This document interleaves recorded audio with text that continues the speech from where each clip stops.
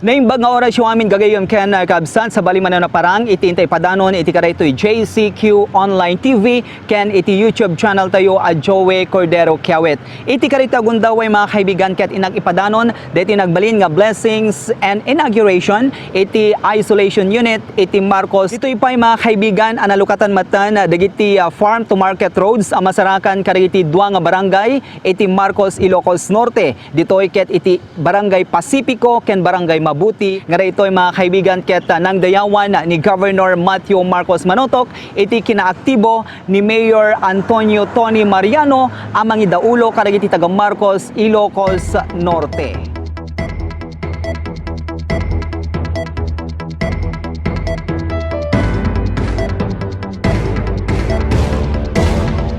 Dinayaw ni Governor Matthew Marcos Manotok tinakaipatakdaran ti 13 rooms Municipal Isolation Unit.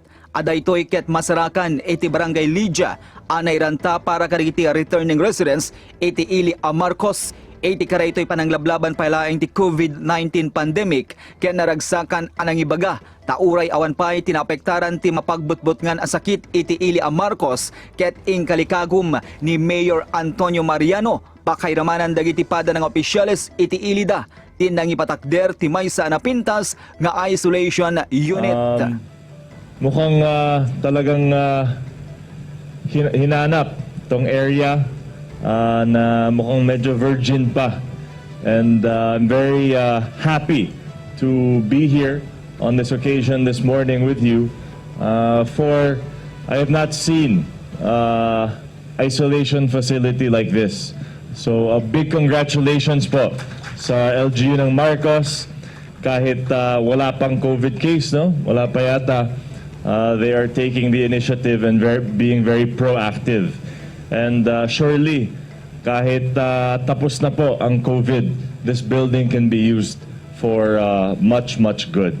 So I'm very glad to be here, of course, here in Marcos Town, that carries my family's name, and one that I've always said that our family will always come back to and will never forget Marcos Town, and we will continue to support the Marcoseños here and abroad.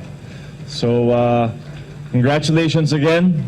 Thank you for having me here, and may this be a stride in the battle against COVID here in Marcos. Maraming salamat po. Diyos tiyak nina.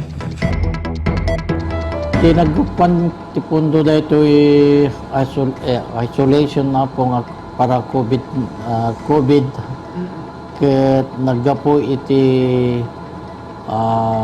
bayanihan dedi intenda nga bayanihan ken nag iti 4 million ket ti dedi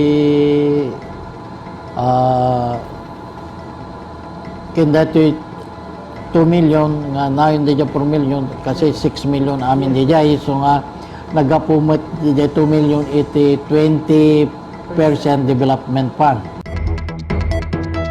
Gapu iti kalikagom ni Mayor Antonio Mariano ama pasayat pay ti serbisyo ti salunat para karagiti kakailyan na ket nang kiddawda kadwana dagiti pada ng opisyales iti ilida tinayon nga ambulansya manipod iti PCSO tapno di kasta ket no kasbilang man adda dagiti kasapulan ti mausar a pangiluganan dagiti pasyente a maitaray kadagiti hospital ket adda dagiti sindadaan a maaramat.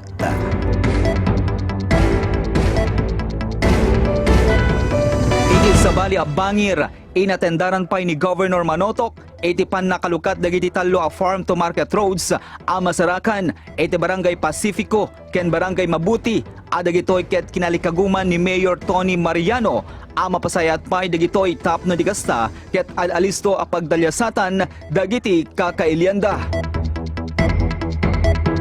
Ti naggapuan ng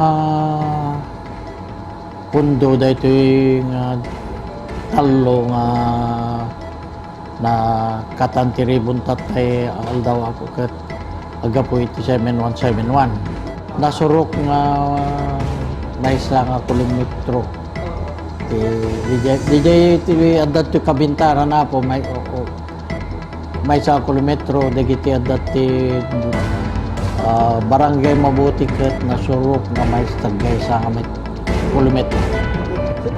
Dagiti may bagat ka dagiti kakailya ka po na lalalo ka dagiti hampay nga diretso pa na kay semento na tagan anos dalaeng ta barbaring masimento tumat lang nga aglaylayon dagiti kalkalsada nga dumanon to iti munisipyo. Kiso nga gananos kay laeng pinagkarkararag tayo tamanayong kumaitib biag titong galmay sa kadatay nga umili iti Marcos. Si Mang Patmatan dagiti dua nga heavy equipments aginatang ti LGU Marcos babaen pa laeng ti liderato ni Mayor Antonio Mariano adagitoy ket dakkel ang makatulong kadagiti infra projects ti Ilida.